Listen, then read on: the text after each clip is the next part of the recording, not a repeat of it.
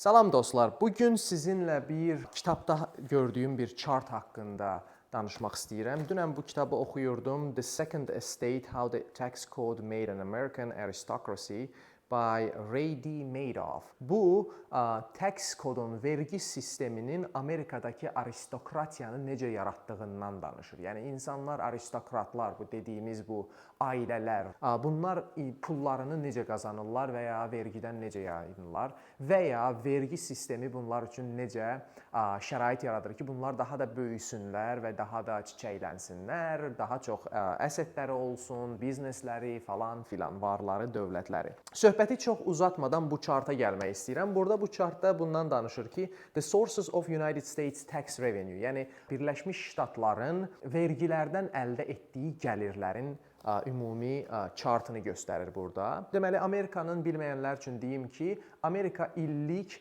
6 trilyon dollara yaxın vergilərdən gəlir əldə edir.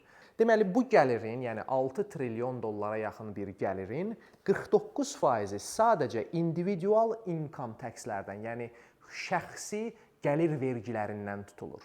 Bu nə deməkdir? İnsanlar gedir, işləyir, pul qazanır, o pulu deklarasiya eləyir, deyir ki, bəs mən bu qədər pul qazanmışam və qazandıqları pulun həcminə uyğun olaraq bunlar vergi ödəyirlər. Bu dəyişə bilər, yəni 10%-dən 50%-ə qədər dəyişə bilər, baxır siz nə qədər pul qazanırsınız. Bu bizim bir mövzumuz deyil, amma sadəcə fikir olaraq bilin ki, siz əgər gedib işləyib pul qazanırsınızsa və bu pulu legal yollarla qazanıb dövlətə də göstərirsiniz ki, mən bu pulu qazanmışam, o zaman bu ödədiyiniz vergilər Amerika Birləşmiş Ştatlarının gəlirinin, vergi gəlirinin 49%-ni əhatə eləyir. Və bu 49%-in də çox böyük bir hissəsi əslində paycheckdən tutulan vergilərdir. Yəni insanlar işləyir, W2 deyirlər burada Amerikada ona və bundan tutulan vergilərdir. 49%. Bu rəqəmi yadınızda saxlayın. İkinci hissə bu chartda payroll taxes'dir. Bu sırf paychecklərdən, yəni aylıq maaşlardan tutulan taxlərdir ki, bu da social security, yəni buna retirement fondlar, sonra payroll taxlər, Medicare falan filan, Amerikada yaşayanlar bunları çox yaxşı, bu terminləri çox yaxşı bilirlər. Bunlar üçün tutulan taxlərdir. Bu da bunun deməli ümumi 6 trilyonun 35%-ni əhatə eləyir. Bu da böyük bir rəqəmdir əslində. Və buradan bu iki chartdan görmək olar ki, bizim deməli individual taxlərimiz və payroll taxlərimiz, sadəcə bu iki rəqəm Amerika Birləşmiş Ştatlarının ümumi gəlirinin, vergi gəlirinin 84%-ni əhatə eləyir. Bu çox böyük bir rəqəmdir. Yəni Amerika dövlətini ayaqda saxlayan əslində nə bizneslər, nə corporationlar, nə bu böyük, nə bilim şirkətlər falan filan, bunların heç birisi deyil. Amerikanı ayaqda saxlayan işçi qüvvəsidir. İşçi, yəni insanlar gedirlər, işləyirlər, pul qazanırlar, qazandıqları puldan Amerikanı ayaqda saxlayırlar. Yəni 84%, 49% individual income taxes, bunun böyük bir hissəsi W2 paychecklərdən tutulur. 35% isə sadəcə paychecklərdən tutulur. Bu, siz business owner olaraq da income qazana bilər, gəlir əldə edə bilərsiniz. Amma əgər özünüzə paycheck vermirsinizsə, o zaman payroll tax da ödəmirsiniz. Tamam, siz deyə bilərsiniz ki, bəziləri bu işin içində olanlar deyə bilər ki, bəs mən bu payroll taxin hamısını ödəmirəm axı, bunun yarısını employer, yəni mənim müdürüm ödəyir və yaxud da hansısa şirkət ki, mən orada işləyirəm və yarısını da mən ödəyirəm. Təbii ki, bu belədir. Ancaq məsələ burasındadır ki, sizi işə alarkən bu şirkətlər sizə şəxs olaraq, fərd olaraq deyil də sizə bir rəqəm olaraq baxırlar. Niyə? Çünki bu şirkət üçün siz xərcsiniz. Düzdürmü? Yəni sizi işə almaq üçün bu şirkətlər deyək ki, 100 min dollar illik pul verəcəklər. Əgər bu şirkət sizə 100 min verirsə, atıram bunun 7,65%-i payroll tax olaraq dövlətə verilməlidir. Deməli, bu şirkət əslində sizə 107 min dollar maaş verə bilərdi, amma indi 107 min dollar deyil də 100 min dollar verir və 7 min dolları sizin əvəzinizə dövlətə payroll tax olaraq ödəyir. Right? Bunu da qoyduq bir kənara. Yəni 84% yadınızda saxlayın ki, siz işçi olaraq, income tax olaraq dövlətə ödəyirsiniz. Üçüncü hissədə burada 11, sadəcə 11% corporate taxes. Yəni 6 trilyonun sadəcə 600 milyard, ortalama 600-650 milyard dollarını bu böyük şirkətlər ödəyir. Təbii ki, indi çox insan burada indi başlayacaq ki, bəs varlılar pul ödəmirlər, təkslərini ödəmirlər, şirkətlər təkslərini ödəmirlər falan filan. Ona görə də bizim bu problemlərin hamısı sırf o şirkətlərin günahıdır ki, onlar və yaxud da varlı insanların günahıdır ki, onlar təks ödəmirlər. Ona görə də bu yazıq cəmaət, bu işçi tayfası bu qədər 84% təks ödəməlidir, vergi ödəməlidir. Amma əslində məsələ orada deyil. Əslində məsələ oradadır ki, dövlət Amerika Birləşmiş Ştatları və yaxud da bu bütün bir çox qabaqcıl ölkələrə aiddir.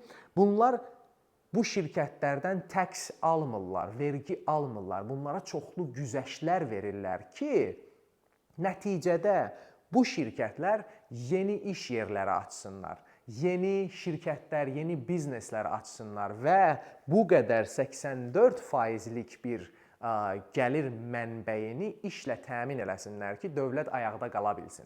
Çünki bu 84% insan, deyək ki, vətəndaşlar deyək, düzdürmü? İşçi qüvvəsi deyək, hansı ki, bu Amerikada 150 milyon insan, 150 milyona yaxın bir insan kütləsi deməkdir ki, bunlar işləyirlər, bəzilərinin 1, bəzilərinin 2, bəzilərinin 3 işi var. 150 milyon insanı işlə təmin eləmək dövlətin bacaracağı bir iş deyil. Ona görə dövlət nə edir? Dövlət deyir ki, hey corporationlar, hey biznes sahibləri, siz iş açın, siz işlər yaradın, bizneslər yaradın, ideyalar irəli sürün və buna görə də biz sizə çoxlu güzəştlər verək. Güzəştlər verək ki, siz də nəticədə yenidən pul yatırmağa maraqlı olasınız ki, nəticədə bu 150 milyon insanı işlə təmin eləyəsiniz ki, onlar başlarını aşağı salıb işləri ilə məşğul olsunlar.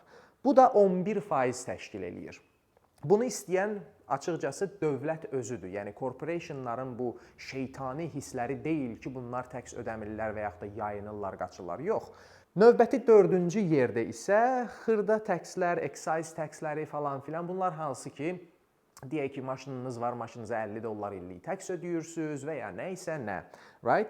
Ondan sonra ən axırıncı hissədə isə sadəcə 1%-dən daha az gəlir artıq estate təksləri, vergiləri və gift təksləri, yəni hədiyyə təksləri və estate də artıq bu estate-i Azərbaycan dilində bilmirəm. Çox üzr istəyirəm, bilmirəm necə tərcümə eləmək lazımdır. Bu nə deməkdir? Yəni sizin artıq deyək ki, bir varidatınız var özünüzün. Bunun içində evləriniz ola bilər, maşınlarınız ola bilər və yaxud da biznesləriniz, stoklarınız, şirkətləriniz falan filan.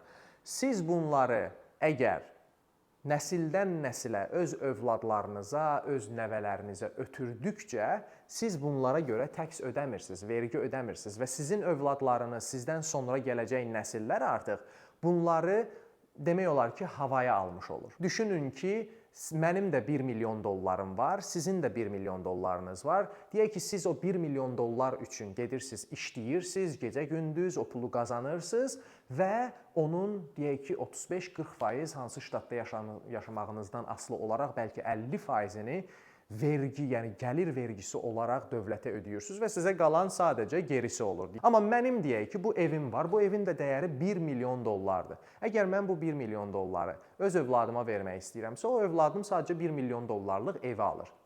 Sual yarana bilər ki, bəs yaxşı, 1 milyon dollar ev və uşaq necə dolanacaq, hardan yeyəcək, hardan içəcək? Bax, əsas məsələ burada artıq gəlir.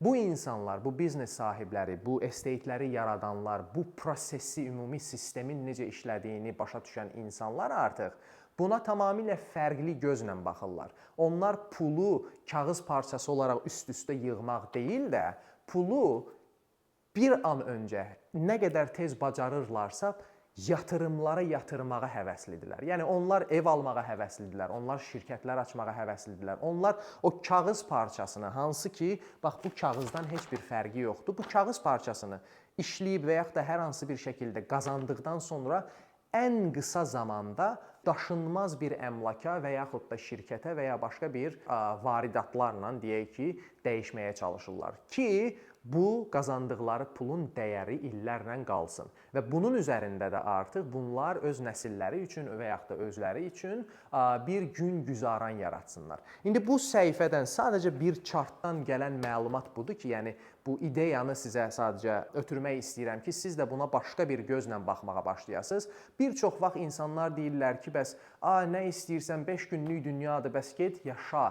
Puluvu qazandınsa get gəz, nə bilim onu elə. Onların hamısına ehtiyacınız var. Əlbəttə işləyirsinizsə, dincəlməlisiniz, xoş gün güzaran görməlisiniz falan filan. Bunların hamısı öz yerində. Ancaq bunların hamısını etmədən qabaq qazandığınız pulu necə, hansı şəkildə bu chartlardan, bu laynlardan, bu xətlərdən uzaqlaşdırıb bu xətlərə salmağı düşünməlisiniz ilk öncə. Ki, siz artıq bu pulu qazandıqdan sonra və ya bundan sonraki gələcək pullarda gəlirinizin demək olar ki 35%-ni, 40%-ni, 50%-ni deyil də sadəcə 5%-ni, 10%-ni, bəzən bəlkə heç 0%-ni itirəsiniz və qazandığınız pulların hamısı dəyər olaraq sizin adınızın altında olsun. Bugünlük məndən bu qədər qısa bir video çəkmək istədim. The Second Estate by Ray Madoff. Alın, oxuyun. Əgər hər hansı bir sualınız olsa, mənimlə əlaqə saxlamaqdan çəkinməyin. Hələlik dostlar, görüşərik.